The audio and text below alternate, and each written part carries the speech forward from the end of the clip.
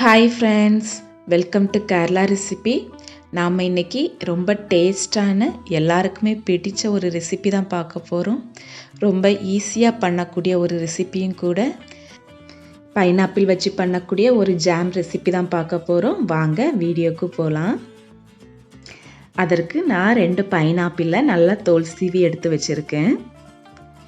இதில் உள்ள கருப்பு எல்லாமே நீங்கள் தோல் சீவி எடுத்துக்கோங்க. அப்போ தான் ஜாம் நல்லா டேஸ்ட்டாக இருக்கும். கருப்பு எல்லாத்தையும் எடுத்து வச்சாச்சு. இனி இதை சின்ன சின்ன பீஸாக நம்ம வெட்டி வச்சுக்கிடலாம். இதை மிக்ஸி ஜாரில் போட்டு நல்லா வெண்ணெய் மாதிரி அரைச்சிக்கிடலாம். நான் 2 பேட்சாக போட்டிருக்கேன். நல்லா நைஸாக அரைச்சி எடுத்தாச்சு. தண்ணி எதுவுமே நம்ம சேர்க்க வேண்டாம். இதை பாத்திரத்தில் மாற்றி வச்சாச்சு. அரைச்சி வச்ச பைனாப்பிள் 1 கப் இருந்துச்சுன்னா நீங்கள் சீனி 1 கப்பில் இருந்து 3/4 கப் வரைக்கும் நீங்கள் யூஸ் பண்ணிக்கிடலாம். உங்கள் இனிப்புக்கு ஏற்றாப்பில் நீங்கள் யூஸ் பண்ணிக்கோங்க. இனி இதை ஒரு பாத்திரத்தில் மாற்றி நம்ம ஜாம் பண்ண ஆரம்பிச்சிடலாம். இதில் எக்ஸ்ட்ரா தண்ணி எதுவுமே சேர்க்காதீங்க. வெறும் பைனாப்பிளை அரைச்சி மட்டும் ஊற்றிருக்கேன். கொஞ்சம் நேரம் கழித்து கொஞ்சம் கலர் மாற ஆரம்பிக்கும். பைனாப்பிள் நல்லா கொதிக்க ஆரம்பிச்சிருச்சு.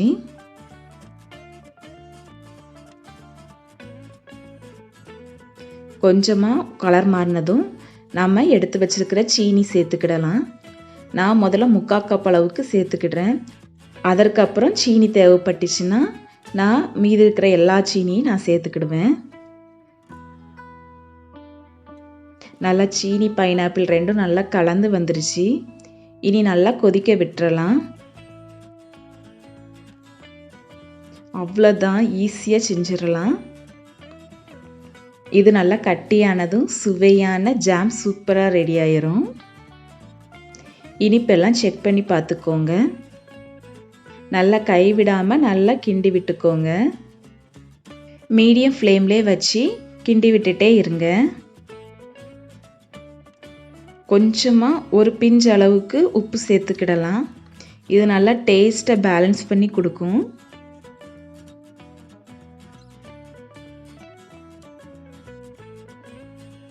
நான் எலுமிச்சப்பழம் எதுவுமே சேர்க்குறதில்ல.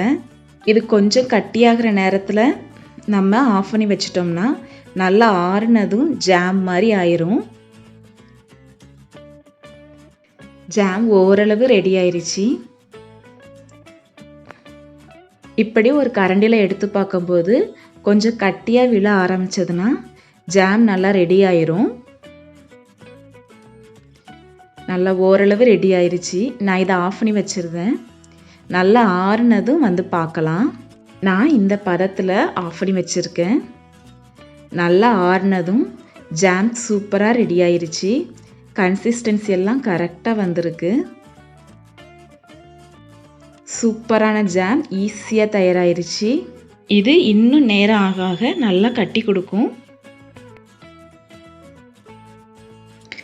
நீங்கள் இதை ஃப்ரிட்ஜில் ஒரு 15 நாள் வரைக்கும் ஸ்டோர் பண்ணி வச்சுக்கிடலாம். இந்த ரெசிபியை உங்கள் வீட்லேயும் கண்டிப்பாக செஞ்சு பாருங்கள். எப்படி வந்துச்சுன்னு கமெண்ட் பண்ணுங்கள். வீடியோ பிடிச்சிருந்தா லைக் பண்ணுங்கள். அப்படியே கேரளா ரெசிபி சேனலுக்கு சப்ஸ்கிரைப் பண்ணி வச்சுக்கோங்க. தேங்க்யூ.